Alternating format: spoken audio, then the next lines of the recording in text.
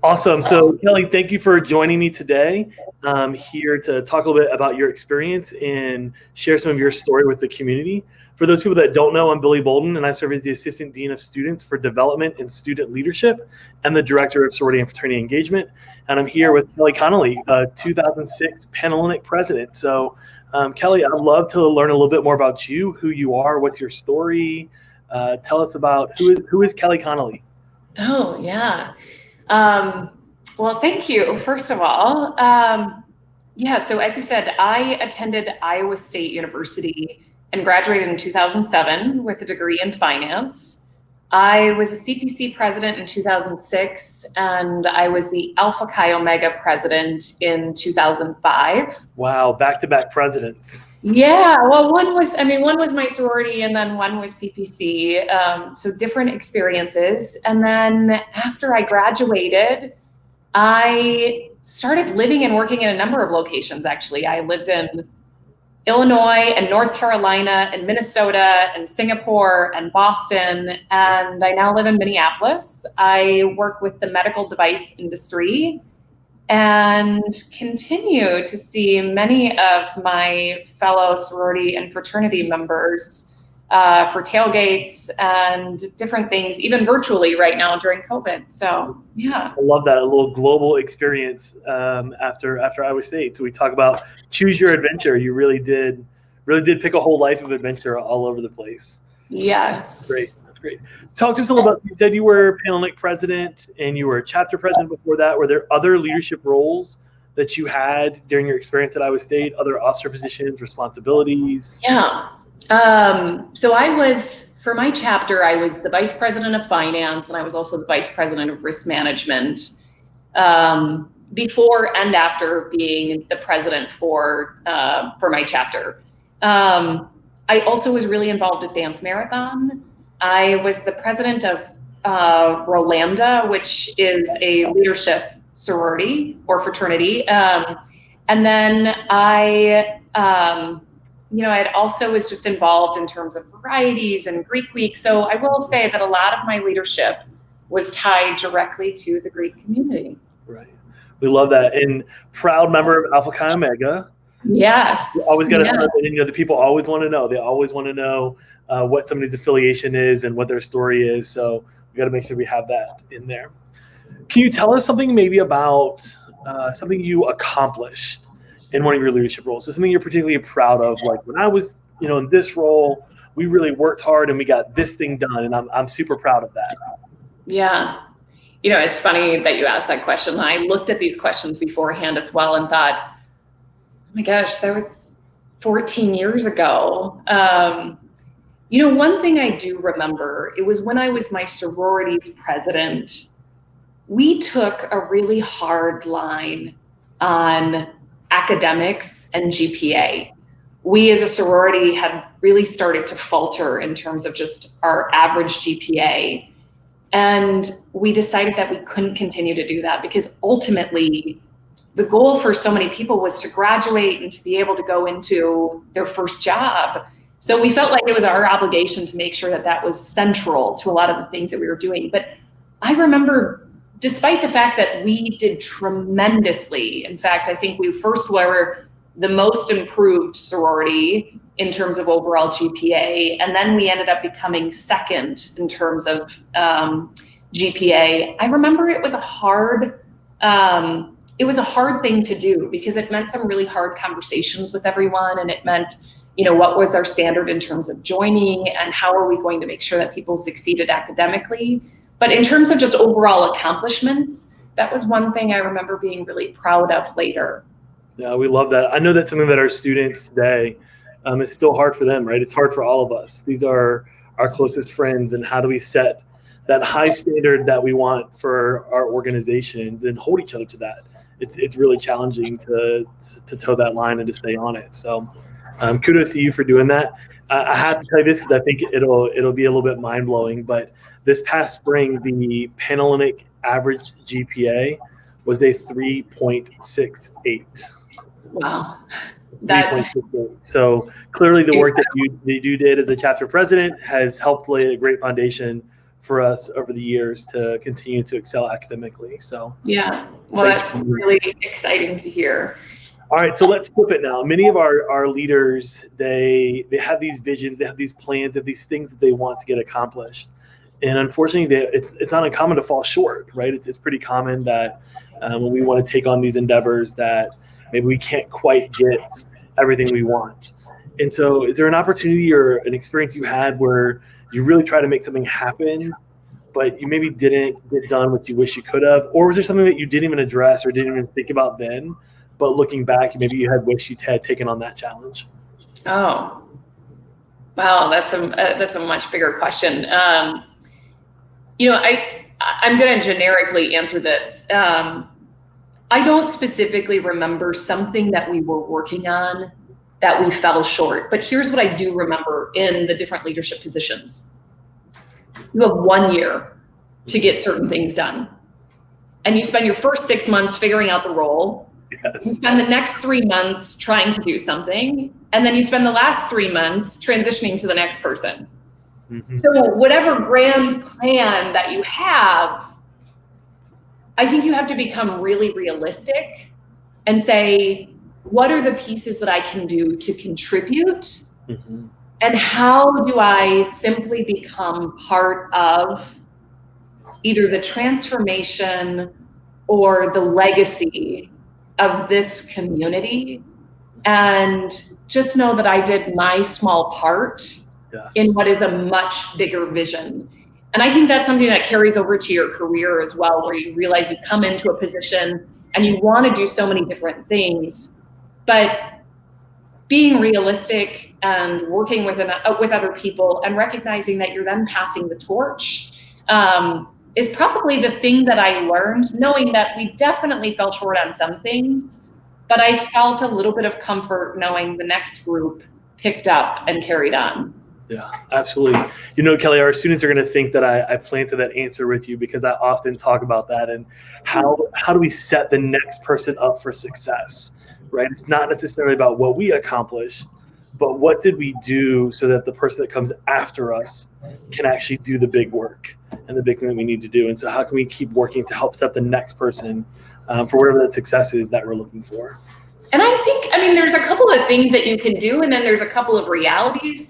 One, I remember both with my chapter and with CPC talking to people that I felt like would be good in the next position and encouraging them to step forward and say that they too wanted that leadership position. So if you can do that, there's kind of this like seamless transition because you become part of it. But then there's the reality of once you're out, in many ways, you can contribute as a member, but you're out and it's for the next people to take it on. And you've got to step back and say, hey, I may have done it differently, but you're also adding something that I couldn't add. And it's now part of this journey and you're in it. So I think there's ways to help with the overall legacy, but then there's also things where you just acknowledge it's bigger than you. I love that. I like to tell people that there's more than one right answer to the problem, right? It might not be your way, but it doesn't mean it's wrong, right? And so how can we support each other and their others' visions as they go forward with that? Well, and I think you can take comfort in elected positions that people have together decided that you are the right person for this time. And so with that, each leader will bring something differently, but you can take great confidence in the fact that you have been selected given what is needed right now. Yes, that's such great insight for us. Kelly, I know we talked a little bit about kind of like the big thing you accomplished or try to do when you were in a leadership position, and we talk about maybe some of the challenges and give some advice there, but I want to pivot a little bit and dig into what is the lesson that you've learned from your sorority experience that's helped you in your professional career? Oh, in this, there are so many pieces. I think not only being a member of a community, but also being a leader It gives you the confidence when you step into your role that you can lead. I mean, now you're going to be working after college, you're going to be working with a number of different people who are different ages and different experiences, but you've gotten that practice of working with so many people and leading them or contributing. And so it gives you the confidence to step in and to do that. I think the other thing is I had tremendous support from my community when I was in university, that because of that support, I had confidence in myself as well. And so I felt more comfortable taking risks. And here's the other big thing that comes is when you do take risks and you do fail, because it is going to happen. No matter what you do, no matter how safe you play it, at some point, something will break down. And what my collegiate community gave me was a safety net to come back to. In both my career and in my personal life, these individuals have continued to stand behind me. And so that has contributed tremendously, not only to my career, but also towards the life that I lead now. Yeah, that's such great advice, and not being afraid to take those risks, right? Yeah. When we can think about what it is that we want to do, we can think about the challenge, we can think about how we want to maybe attack that in a certain way. We don't have to be afraid of the risks that exist, because we know we have that support system to guide us through that journey. And I think that's incredibly important to be thinking about. I mean, that's fundamentally what sororities and fraternities are about, right? Yeah. And I mean, at least for me, these people have been everything. I mean, they through university, but definitely after university, they start interweaving with your family and with your professional colleagues, and it just becomes like this big web that keeps giving in so many ways.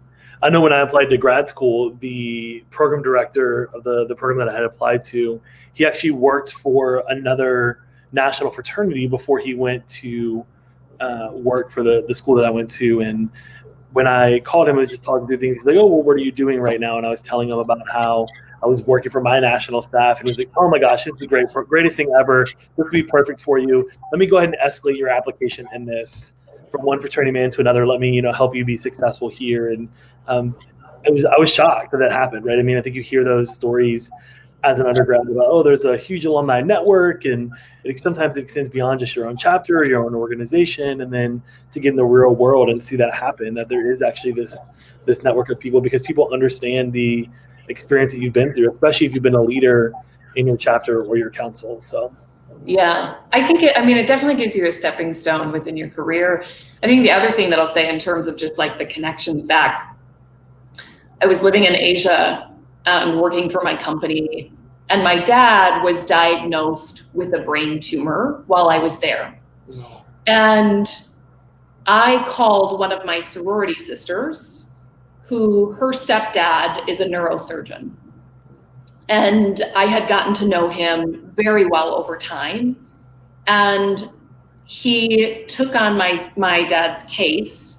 Wow. And did the procedure, and my dad is a very healthy individual now today. But it is just one of those things where your life becomes so interwoven that you don't realize that the person that you simply met during formal recruitment one day will truly have this amazing impact in your life and in your family by virtue of the people that they love as well. So it's professionally, personally, it continues to be a part of the things that I do and the people that I know. Oh, thank you so much for sharing that. I'm glad your dad is doing healthy, and yeah. What a great. Me too. Right? Like, I can only imagine how much your dad loves sorority now also. Yeah. Well, my baby sister later joined the sorority, and while it was new for my parents when I first went in, by the time my baby sister came around and joined my sorority, they were all for it. So there was complete support. Awesome. So let's get fun. Tell me about your favorite memory as a collegiate. What's the Alpha Chi story that we all need to hear? Oh, I mean, there are the like crazy stories, which come from bus parties, and they come from, they come from even just too many hours awake during recruitment. And and it's almost, some of them are inside jokes, and so they're like hard to describe because you laugh about them over and over again. But I will tell you maybe a favorite memory of mine that's not necessarily funny, but when I was CPC president, my chapter house during formal recruitment actually had a fire. And if you are aware, during formal recruitment, nobody knows which chapter you're a part of as CPC. But my sorority sisters called me and said, like, they were panicked and the house was really in a bad state. And so everyone with CPC went up to that chapter house. And you saw the flames just licking the sky and the heat coming off of it, and all these women out in the front yard who were just panicked. And what happened next was miraculous in many ways. The fraternity next door started painting their interior that night so that we could host formal recruitment next door in the fraternity the next day. Wow. We discovered that they didn't have air conditioning, so the fraternity across the street then hosted the rest of formal recruitment the rest of the week. Yeah. Kappa Alpha Theta, which was down the street, we couldn't use the top floor of our sorority for the next semester, and so they housed all of the Alpha Chi Omegas that were affected by it. And on the last day of formal recruitment for CPC, traditionally, or at least at the time, there was a check that was given to a philanthropic organization. Mm-hmm. And the Greek community collectively decided that check would go to our sorority that year so that girls who had lost clothing and computers and everything else could replace it. So it was just one of those memories that stands the test of time, because so many people jumped in, and people we didn't know either, but they were just part of the community. So it's one of my favorite memories now. I love that. I grew up in Virginia, and a lot of people will say to me, Iowa, right? Like, why Iowa? Really, Iowa State, you've been there forever. Why? And I'm like, that's an exact story why. I mean, the community here and the giving nature, when somebody truly is in need, we show up for each other and we support each other. And I think that's one of the things that makes this place and this community so special. Agreed. So, yeah. I agree with you. Let's talk about alumni life. Is there a Alpha Chi Omega alumni memory that stands out to you, or an adventure you want to share with the group as an alum? Well, I will tell you, we get together every year for a tailgate, and that tailgate normally includes getting on a bus in Des Moines, taking that bus to the tailgate, tailgating together, and then eventually getting back on the bus to Des Moines. During COVID, we decided that we would do a virtual bus party. Yeah. So we selected a theme, and everyone came in costume, including spouses and partners. And we still see each other quite a bit, which is really nice. And then from the CPC side of things, and IFC, I was in the wedding of one of my CPC colleagues and IFC colleagues when they got married, and I am the godmother to their oldest daughter now as well. So as an alumni, I still get to see quite a few people. Yes, we almost always have a council couple, right? So yeah, right. At all. And I know our students are going to wonder, did you register that bus party? Well, this one, being virtual, I think we got away with it. So yes, but I'm sure there's many lessons learned from registering events as an undergraduate about how to prepare a safe event, even if you have a lot of fun as an alum. That will be a memorable lesson to think about. So yes, and it was something that both CPC and IFC took really seriously. And that safety was just something that allowed everyone to have the fun that they did without running into some of the risks that we otherwise would have. yeah, absolutely. Absolutely. So my next question for you is, what's that piece of advice that you want to give our collegians? Collegians that are here thinking about maybe applying for a role, a position, an officer position. Maybe they're just trying to make the most of their collegiate experience. What's the Kelly Connolly advice they have to know about? I would tell you, someone once told me recently, before the age of 40, try everything. Say yes to everything. After the age of 40, start honing in on what you know about yourself because you've tried it all. So if you take that in university, try a lot of things, Yes. a lot of people, expose yourself to people that you otherwise would not have met in high school, and you may not meet again in your professional career, because they will teach you things that will live with you.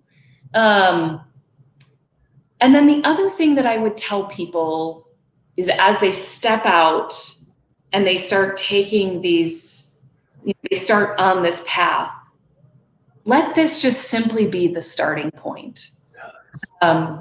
Try a lot of things, do a lot of things, but take that same method and do it again in whichever community you live in. The benefit that I've had is I met a lot of people at university, and that taught me to meet a lot of people. And it taught me to try a lot of things. And so as I moved to each location, I got to know a new group of people. And everyone is comfortable with that. And so take that learning and do it. But also just don't rest on your laurels. Continue to push yourself to do those things, because then this really is the starting point. Every few years within your life, it'll be a next chapter, of which this is just one, rather than being the person that looks back and says, university was amazing, but maybe that's when it stopped. Let this just simply be the starting point. Absolutely. That resonates with me so much. I think about all the people out there that says, college, university is the best 4 years of your life. And I'm like, they were good. I had a good time in college. Count those 4 years as a solid mark in my life, but not the best 4 years. I hope there's even greater to come, right? And so I love that advice of kind of seeing every day as a new step and a new journey and a new adventure. So that's great advice. So we have a lot of students that maybe haven't joined a fraternity or sorority that follow us in our social media or are connected with us, and even some high school students. And so what would you tell somebody that knows nothing about sorority and fraternity? What would you tell them about this experience? Oh, so my secret is, my freshman year, I went to the University of Iowa, and I was not part of the sorority or fraternity community. I transferred my sophomore year, and I joined then. My freshman year, I don't remember that well, to be quite honest. I was with a couple of members from high school. I went to class, but my sophomore through senior years, which were at Iowa State and were part of the Greek community, I have so many memories academically, through the various extracurriculars, through intramurals. But part of that is because this group pulls you along and exposes you to new things, and they hold you accountable, and they take your hand when you need it, whether that's to celebrate something or to be there with you. And so I would just simply say that if you're wondering what it's about, or if you're wondering if it would contribute to your overall college experience, first of all, absolutely, it'll contribute. But it's so much bigger than just the sorority or fraternity house in which you might live or be a part of.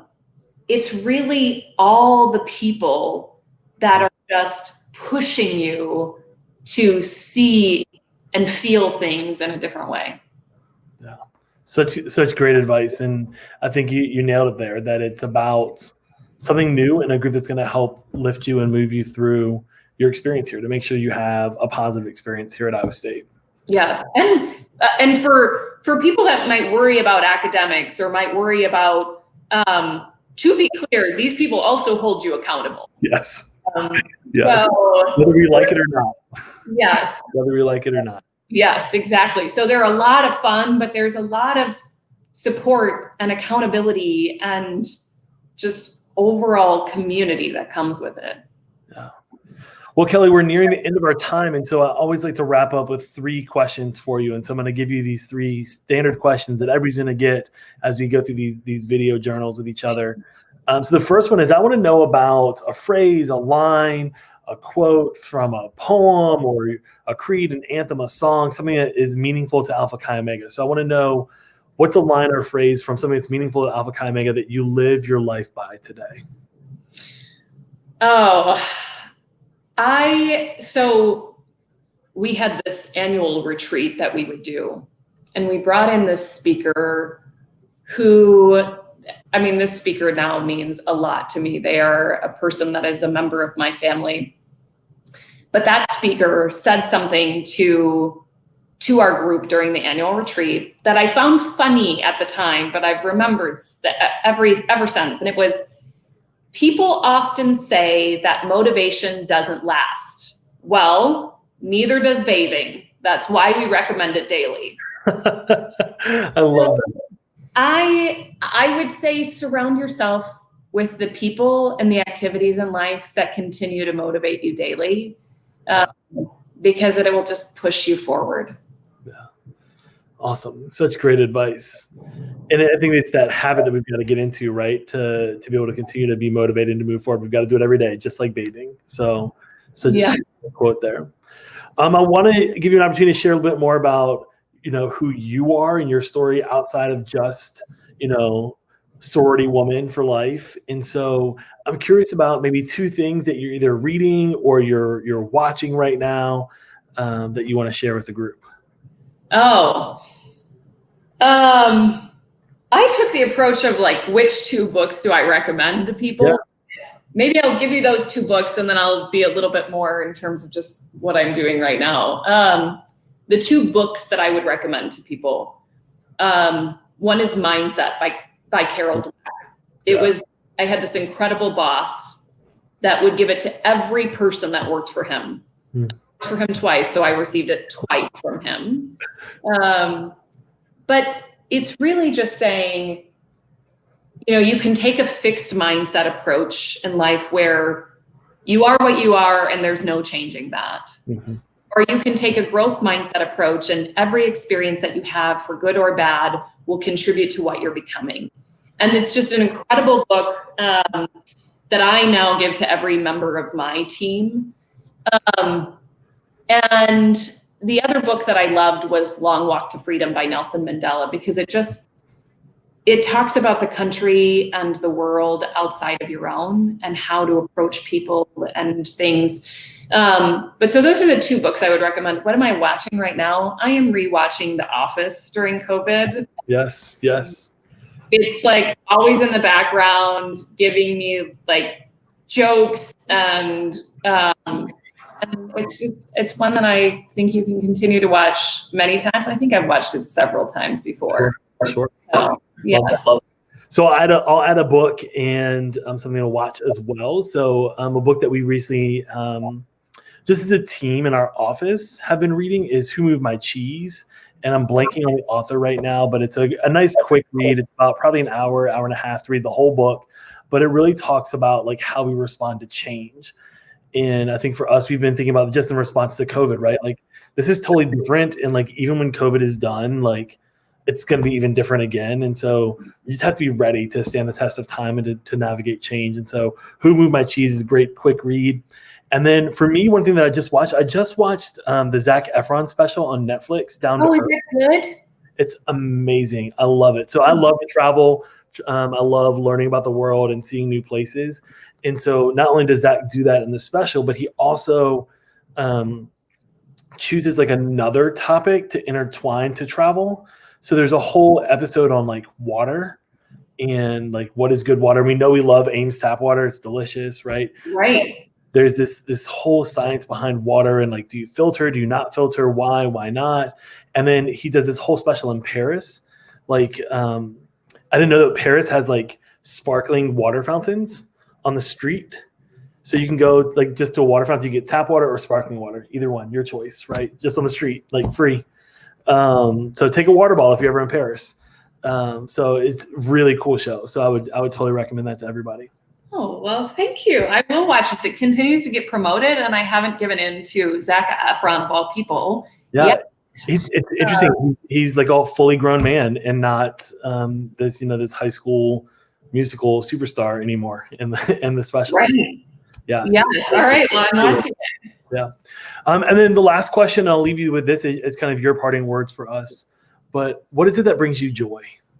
Oh, I'll give you both a moment or an experience and then something that I do. During COVID, there were a few of us that got together that are all from Iowa State. So we just went to somebody's house. They had a pool in their backyard. We were in the pool the whole time, not only reminiscing about memories, but talking about the life that we have today. One of them shared her ridiculous plan and what her kids would do in the event of a fire, which was just like crazy. And we all made jokes about it. And we all like on behalf of her children, like said, like, you've got to change this plan. But so it was the being surrounded by these people that you have such history with and that like have seen you at your best and your worst. But the other thing that I'll just simply tell you that I do, I have a joy journal that sits on my bedside table every night. I read this book about happiness by Desmond Tutu and the Dalai Lama. And there's a journal that goes with it. And every night I just scribble the things down that gave me joy that day. And I will tell you, acknowledging those things gives me such tremendous value in my life because you realize how funny everything is and how great people are when you go looking for it. So that's the other thing that I do. Well, Kelly, it's been so great to catch up with you today, to learn more about your experience and to learn more about how sorority and Alpha Chi Omega and the Panhellenic community has impacted your life. And thanks for joining us. Well, thank you for the opportunity. This was fun. Yeah.